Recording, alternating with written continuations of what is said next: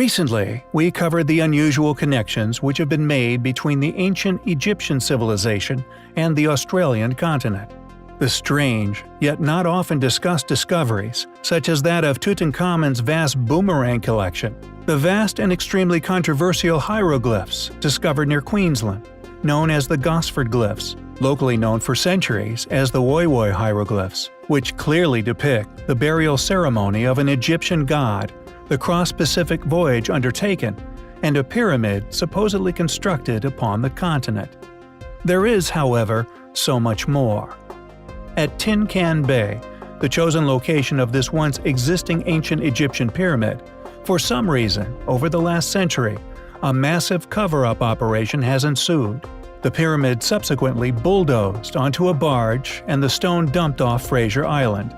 The 10 to 12 men who were involved in this lengthy, destructive, and highly criminal task all signed secrecy agreements with the Australian government, agreeing to never tell anyone of their operation to rob Australians and the rest of the world of a truly historical understanding. Many people have researched this destroyed, controversial structure, and through extensive excavations and fact-finding exhibitions, have fortunately confirmed its past existence beyond any doubt.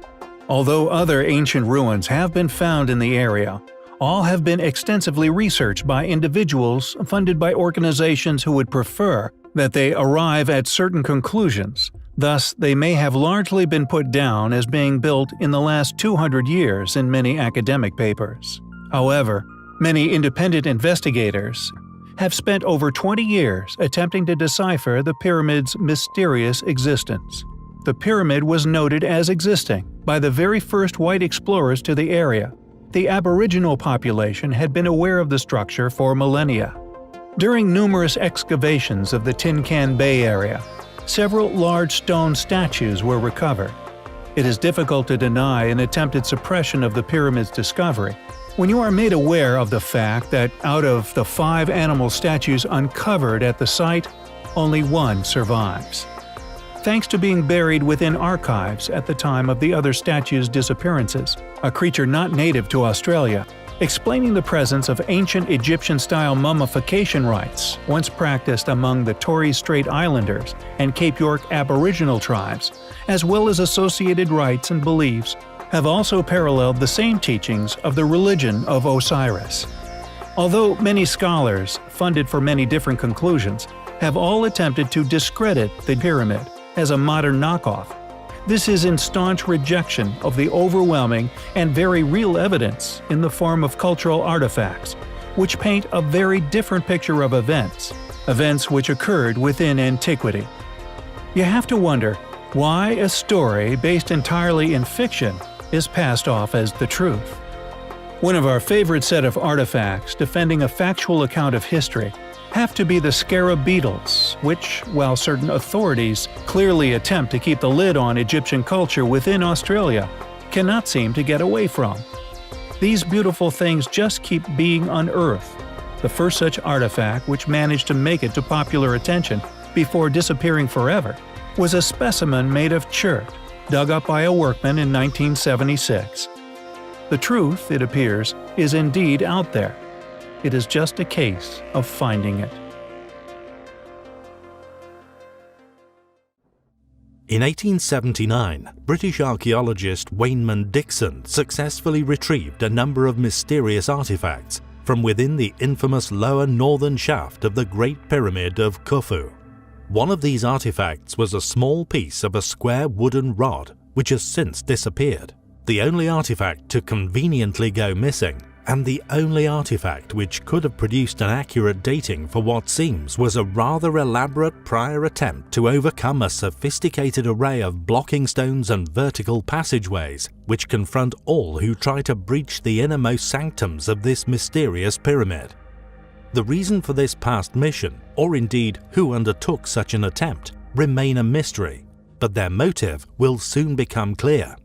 One of Wayneman's other finds, resembling a small grappling hook with 2 rivets, matches 2 holes in a square rod still lodged up in the vertical northern shaft, clearly left by these wannabe tomb raiders. It seems that these highly talented, acrobatic grave robbers couldn't make it any further, and once one becomes aware of the existence of a large hidden chamber built into the pyramid's design, placed just above this unexplored shaft, you will inevitably begin to wonder what could possibly be hiding up there. Indeed, it's a well-known fact that the builders of these structures were notorious for their superhuman efforts in concealment.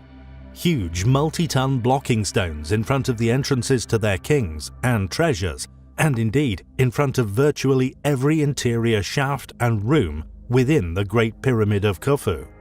The upper region of this northern shaft constitutes the last remaining unexplored areas due to the impossible access angle. We know it's there, and all we have to do is apply existing technology in getting in there, Rudolf Gattenbrink told the press.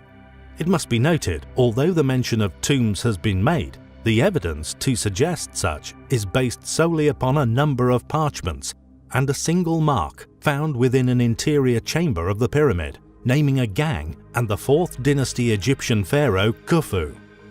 Egyptologists have taken these fragmentary factors and concluded that all pyramids were therefore built as tombs, the Great One being built over a 10 to 20 year period, concluding around 2560 BC. It seems the entire thesis of ancient Egyptian legacy is built around a few mentions of the pyramids as tombs. No mummies or burial artifacts except a tiny box claimed to be that of the sarcophagus of Khufu has ever been found in the pyramids.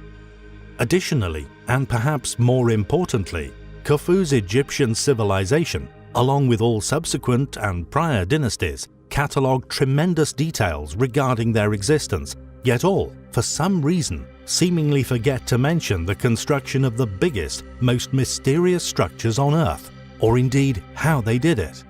What could there possibly be hidden within this chamber?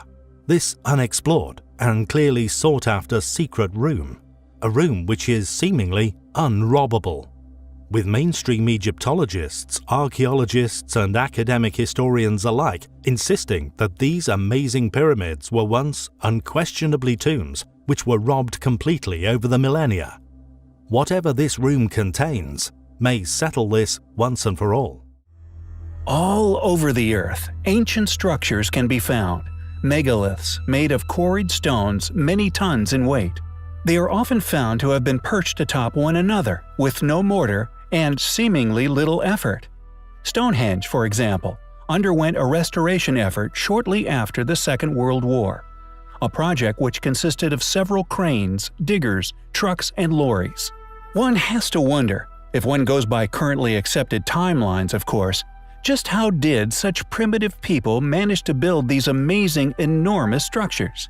Structures such as the very ancient gateway in Tonka, still consisting of 3 40-ton lumps of coral, the granite stones within the king's chamber at Khufu, weighing in at 80 tons, or the stone of the south at Baalbek in Lebanon, the largest officially recorded worked monolith on Earth, weighing in at a staggering 1,242 tons.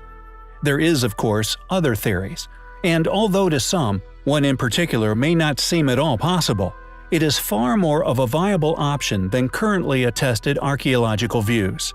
Along with Stonehenge, another site we tend to unravel in the future, although a lot more modern, is Coral Castle, an oolite limestone structure that was built in Florida, and in particular, Edward Leedskallen, the man who built it, with the aid of a somewhat suspect black box, often spotted atop of his confusing array of multi-ton lifting wooden contraptions. This leads us on to our main topic of the video. It seems that Edward, like a few other known individuals throughout history, may have deciphered a piece of lost knowledge, information which allowed them to create rudimentary lifting devices with the ability of lifting stones many tons in weight effortlessly. In the small pockets of the world where advanced ancient cultures lived, prospered, and vanished into history, places where their ancient ruins remain untouched by all but nature, testimonies were found describing these exact technologies. Sites such as Pumapunka, Stonehenge, and in particular Easter Island, where not only does there still exist accounts of the huge Moai statues floated along the coast by way of strange chants, the places in which the priests hid within the caves also still exist. these rituals in apparent frequency. Could this be a form of lost knowledge or technology, which was responsible for the building of the many unexplained sites found around the world? Vibrational technology, capable of making any inorganic object, regardless of size, weightless? This would have allowed craft, previously impossible of flight, to float across the heavens, vindicating many historical accounts of Vimanas. Additionally, the levitation of physical objects, by tapping into their atomic resonance, is currently being redeveloped. The University of Bristol in England has created a handheld device with an array of speakers that can levitate light materials with sound alone. The more time that passes, and the more technologically advanced we become, the more we begin to understand these amazing ancient structures. And although, for some, the realizations that these technological epiphanies induce, for example, accepting the possibility of a past highly advanced ancient civilization, which ended with an equally as possible global cataclysm, could be seen as altering of a worldview, to understand what's true is far from detrimental.